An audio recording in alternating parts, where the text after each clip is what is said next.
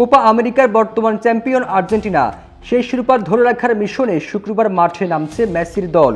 গত আসরে কোপা জয়ের আক্ষেপ মিটলেও এবারের আসরে বেশ কিছু রেকর্ড নিজের করে নেওয়ার হাতছানি দিচ্ছে মেসির সামনে। যুক্তরাষ্ট্রের জর্জিয়ার মার্সিডিজ স্টেডিয়ামে শুক্রবার বাংলাদেশ সময় ভোর 6টায় মাঠে নামবে মেসির দল। তার বিপরীতে খেলবে কানাডা। এদিন মাঠে নামলে একটি রেকর্ড গড়বে লিওনেল মেসি।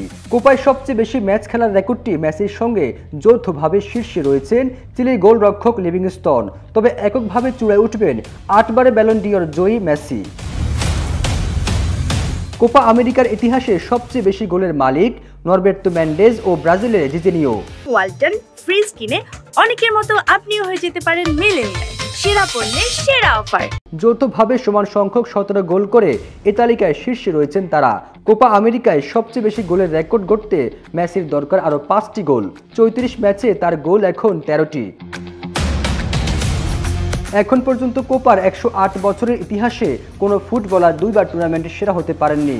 মেসি যদি এবারে আসরে টুর্নামেন্টের সেরা হতে পারেন তবে কোপার ইতিহাসে প্রথম ফুটবলার হিসেবে এই রেকর্ড গড়বেন লিওনেল মেসি।